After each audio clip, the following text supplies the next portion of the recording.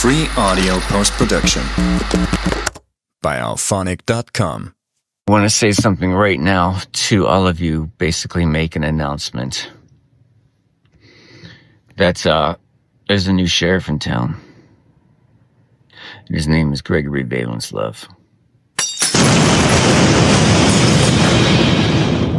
The following contains foul language and situations riddled with a myriad of obscenities. Listener discretion is definitely advised. Ladies, congratulations, it's your daddy again. Brings me with great delight to say happy Sunday to you, little child. You're wise, Just remember, Daddy wants, Daddy needs. Daddy's girls and everything else. It won't get cleared. But, sign off. Daddy, talk to Dina. Watch yourself. A pimp is happy when the giggle. He knows they are still asleep. All one thing in common, just like the chumps humping for the white boss. It thrills them when the pimps makes mistakes. They watch and wait for his downfall. A pimp is the loneliest bastard on earth. He's got to know his... He can't let them know him. He's got to be God all the way. My nose was on fire, and to think of those... The gangster they were smoking seemed like invisible knives scraping to the root of my brain. I was in an evil, dangerous mood, despite that pile of scratch crammed into the glove compartment. God damn it, has one of you bitches shit on herself or something? I bellowed as I flipped the long window toward me. For a long moment, there was silence. Then Rachel, my bottom hole, cracked in a pleasing ass-kissing voice. Daddy, baby, that ain't no shit you smell. We been turning all night and ain't no bathrooms in those Trix's cars we been flipping out of. Daddy, we sure been humping for you, and what you smell is our nasty asses. I grinned widely, inside, of course. The best pimps keep a steel lid on their emotions, and I was one of the iciest. The went into fits and giggles at Rachel's shaky witticism. A pimp is happy when his giggle. He knows they are still asleep. I coasted the hog into the curb outside the hotel where Kim, my newest, prettiest girl, was cribbing. Jesus, I would be glad to drop the last off so I can get to my own hotel to nurse my nose with cocaine and be alone. Any good pimp is his own best company. His inner life is so rich with cunning and scheming to outthink his. As Kim got out, I said, "Good night, baby. Today is Saturday, so I want everybody in the street at noon instead of 7 tonight. I said noon, not 5 minutes after or 2 minutes after, but at 12 noon sharp, I want you down. Got it, baby?" She didn't answer, but she did a strange thing. She walked into the street around the hog to the window on my side. She stood looking at me for a long moment, her beautiful face tense in the dim dawn. Then in her crisp, New England accent, she said, "Are you coming back to my pad this morning? You haven't spent a night with me in a month, so come back, okay?" A good pimp doesn't get paid for screwing. He gets his payoff for always having the right thing to say to a on lightning tap. I knew my four flapping their ears to get my reaction to this beautiful bitch. A pimp with an overly fine bitch in his stable has to keep his game tight. Constantly probe for weakness in a pimp. I fitted a scary mask on my face and said in a low, deadly voice, "Bitch, are you insane? No bitch in this family calls any shots or muscles me to do anything. Now take your stinking yellow ass upstairs to a bath and some shut-eye, and get in the street at noon like I told you." The bitch just stood there, her eyes slitted in anger. I could sense she was game to play the string out right there in the street before my eyes. If I had been 10 years dumber, I would have leaned out of that hog and broken her jaw and put my foot in her ass. But the joint was too fresh in my mind. I knew the bitch was trying to booby-trap me when she spat out her invitation. Come on, kick my ass. What the hell do I need with a man I only see when he comes to get his money? I am sick of it all. I don't dig stables and never will. I know I'm the new bitch who has to prove herself. Well, goddammit, I am sick of this shit. I'm cutting out. She stopped for air and lit a cigarette. I was going to blast her ass off when she finished, so I just sat there staring at her. Then she went on. I have turned more tricks in the 3 months I have been with you than in the whole 2 years with Paul. My pussy stays sore and swollen. Do I get my ass kicked before I split? If so, kick it now because I'm going back to Providence on the next thing smoking. She was young, fast, with trick appeal galore. She was a pimp's dream and she knew it. She had tested me with her beef, and now she was lying back for a sucker response. I disappointed her with my cold overlay. I could see her wilt as I said in an icy voice, "Listen, square-ass bitch, I have never had a I couldn't do without. I celebrate, bitch, when a leaves me. It gives some worthy bitch a chance to take her place and be a star. You scurvy bitch, if I shit in your face, you gotta love it and open your mouth wide." The rollers cruised by in a squad car, so I flashed a sucker smile on my face and cooled it until they passed. Kim was rooted there, wincing under the blizzard. I went on ruthlessly. Bitch, you are nothing but a funky zero. Before me, you had one chilly chump with no rep. Nobody except his mother ever heard of the bastard. Yes, bitch, I'll be back this morning to put your phony ass on the train. I rocketed away from the curb. In the rearview mirror, I saw Kim walking slowly into the hotel. Her shoulders slumped. In the hog, until I dropped the last off, you could have heard a mosquito crapping on the moon. I had tested out for them. Solid ice. I went back for Kim. She was packed and silent. On the way to the station, I rifled the pages in that pimp's book in my head for an angle to hold her without kissing her ass. I couldn't find a line in it for an out like that. As it turned out, the bitch was testing and bluffing right down the line. We had pulled into the station parking lot when the bitch fell to pieces. Her eyes were misty when she yelped, "Daddy, are you really going to let me split? Daddy, I love you." I started the Pratt action to cinch her when I said, "Bitch, I don't want a hoe with rabbit in her.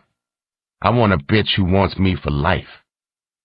You have got to go after that bullshit earlier this morning. You are not that bitch."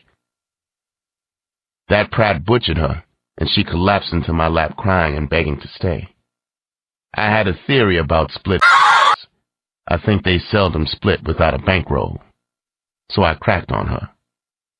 "Give me that scratch you held out, and maybe I'll give you another chance."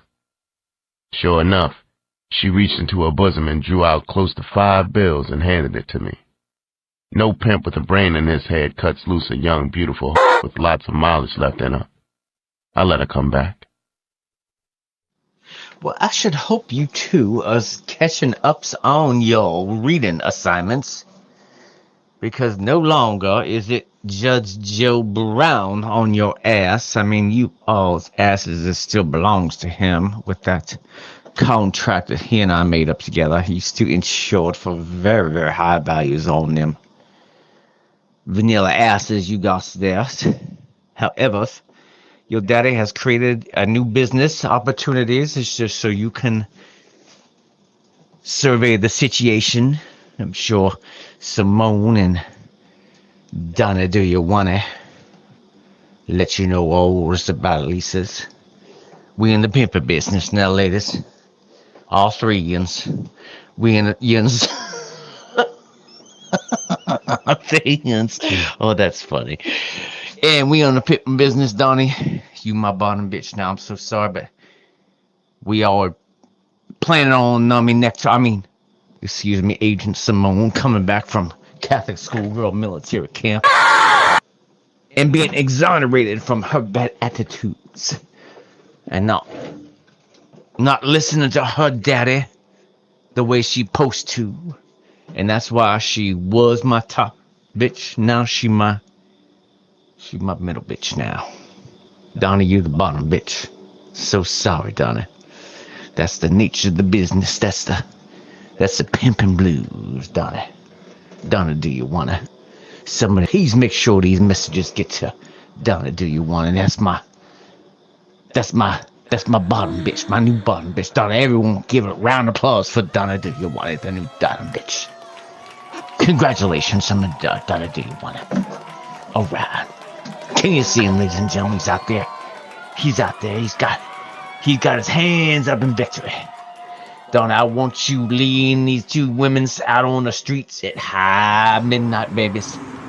High midnight. I want them clean white asses out there.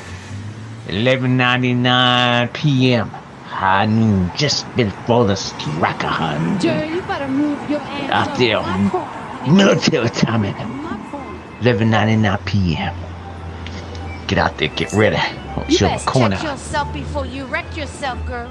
Hollywood and Yucca. Right out on the corner right there, Yucca.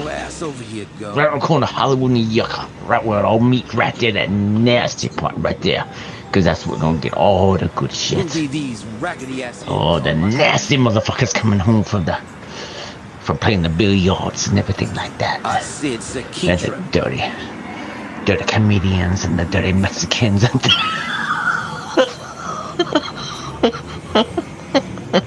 Jerry, you better move your ass. It is now 519 hours almost on the dawn. 520 hours. And ladies, aren't you proud of your daddy? Look at the long lineages, the pimpinage he been done bringing up to you. Lisa, you don't know nothing about that yet, but you're almost ready to grow up. Donnie gonna teach you all about it. He gonna sneak in your bedroom tonight. He gonna lay down the whole pimping business on you. It ain't nothing like the politicianal business that Judge Joe Brown had you all into. You already done that. Because you made so much money, Judge Joe Brown's kitchen. He's gonna be firing that hot sauce up. Tierra del Fuego, baby. That's just gonna be bouncing off the ceilings. That nasty, dirty, brown, funky barbecue sauce. Makes you high just looking at it. Anyway, that's all over with now. You're on the pimping game now, babies. Long lineages. It's 520. 520. Come on, 521. That means I only have. Oh, ladies, you're so lucky. A pimp's life is the loneliest life there is, babies. A pimp is happy when his horse is giggling. That means they're still asleep. Okay, where do I start with that one? So, somebody wants to be called Big Daddy, I see. Still wants to be called Daddy. And talking smack. Okay, Daddy, you're right. It does go both ways. I need a payment. My rent is due on the 1st. My car sticker is due. I got to send in for that. And the other part of my car insurance is due. And about $2,000 on the care credit for October is due. So, Daddy. You don't get to just throw around that name, that title, without showing why you're Daddy. Okay? So, I have Venmo. I have PayPal, I have Zelle. You name it.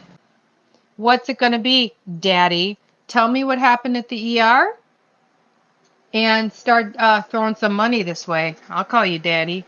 Ladies, it's your daddy again. I've got some important updates on things. That's situations that's going on right now. I just need you to pay attention. Get it together right now, especially Simone. And the other one too, the platinum blonde. Simone needs to realize that she needs to teach the platinum blonde what she learned in Catholic schoolgirl military camp. So's that I don't have to teach her or send her directly to Catholic schoolgirls military camp just because she's starting to display some of the theatrics and the traits, the nasty traits. Some of the nasty traits that you done were displaying, which are out of you right now, thanks to the Catholic schoolgirl military camp, where I was sent to when I was a child, run wild. And at the Catholic schoolgirl military camp, where your daddy once attended, they told your daddy, those penguins, you know the penguins?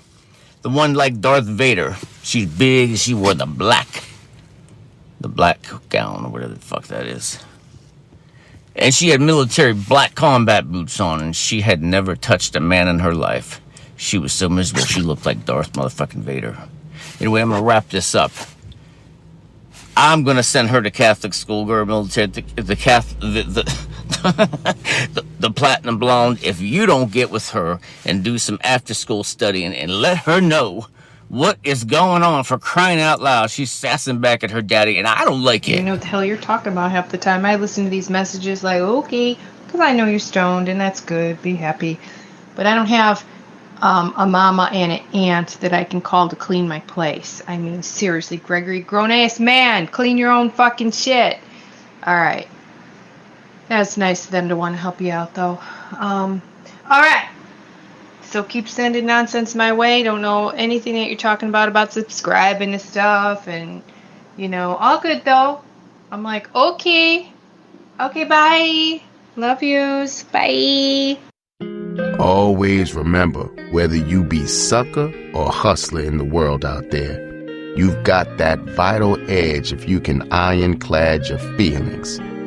I picture the human mind as a movie screen. If you're a dopey sucker, you'll just sit and watch all kinds of mind-wrecking, damn fool movies on that screen. He said, son, there's no reason except a stupid one for anybody to project on that screen anything that will worry him or dull that vital edge. After all, we are the absolute bosses of that whole theater and show in our minds. We even write the script. So always write positive, dynamic scripts and show only the best movies for you on the screen, whether you are pimp or priest. Ah, okay, I get it. Okay, well, I'm going to go back to cleaning. My poor nails are down to the nubs. My fingers are cracking, and it is like, it's like I bite my nails. Yeah, that's what's going on over here. So I wish I could just sit back and listen to some funny podcasts, but they ain't happening. Well, I can have it on in the background, though. So, yeah, send whatever you want my way. Thanks for thinking of me. I just love taking the time out and having a little laugh, even if I don't laugh. Ha! All right. Love you guys. Think someone didn't hear what I said a little while back. I said, if you want to find out what you want to know about the stories, you're going to have to talk to Simone, because I don't tell on myself. Did you not hear that message a little while back, little girl? Because you know what? You're starting to annoy Daddy. So get yourself together, get a hold of yourself, and come back when you got it together. Let me tell you something. I hear the wind blowing. I hear the things the wind say. I got my ear down to the ground, Mom. I'm listening for the sounds of the tracker rolling up and getting me down in the hay. And I came across this gentleman smack dead midnight center of pitch black nowhere. Sound like Ralph Funk to me. But it wasn't in no Arizona. I know it wasn't in no upstate New York. It was in a motherfucking ghetto, baby.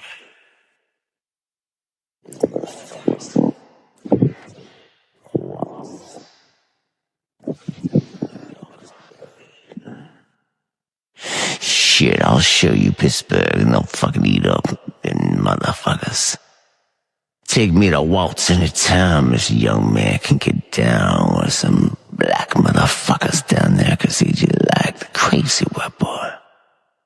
Well, he know he white chocolate anyway. He better watch out for himself 'cause he don't listen to his women's. He do whatever he want to do. That motherfucker white boy crazy. But I told him, I said, he ain't gonna get nowhere with that attitude. Let me tell you something. We was talking and he said to me, listen, you think Simone or something else? Man, Simone is the top of the turkey, baby. She's the top of the testes, baby. She got it going on. She knows throughout the hills and throughout the land. Simone, they call her name. She moaning, she grown, and she named Simone Naoma. She all about moaning back and forth and round and up and down and inside out, little child. And she like it. She gonna moan and make you moan some more. She gonna have to try and tell you how many times she gonna moan. Then she gonna get bored with you. You did too many moans and you let her wear the pants after midnight, you dumb motherfucker. You gone, you been neutered. Congratulations. Good luck with that. Laissez-Ferris Wheel Media.